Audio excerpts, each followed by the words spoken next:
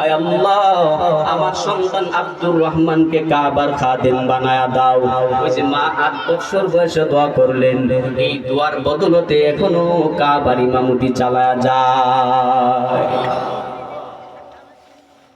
ঠিক মদিনাওয়ালা নবী জানায়া দিলেন, দোয়া করলে যেমন কবুল হয়, দোয়া করলে ঠিক তেমন কবুল হয়ে যায়।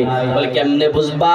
মদিনাওয়ালা নবী মুসলিম শরীফে হাদিসের মধ্যে নিয়ে আসলেন, জুরাইজ নামক আল্লাহর এক বান্দা, ওই মা জুরাইজের দরওয়াজার সামনে দাঁড়ায় টক টক করে করা নাড়লেন, ও সন্তান,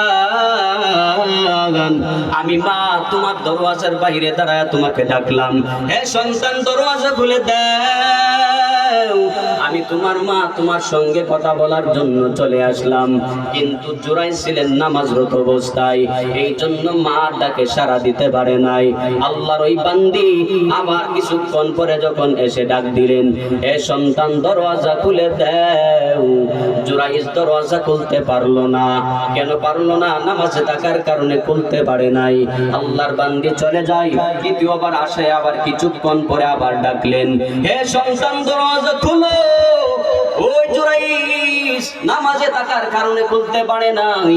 মা আবার চোখের পানি ফালায়া রবের দরবারে বলে, ও দয়ার মালিক, আয় আল্লাহ আমার সন্তানকে ডাকলাম, আমি মার ডাকে সন্তানটা সাড়া দেই না।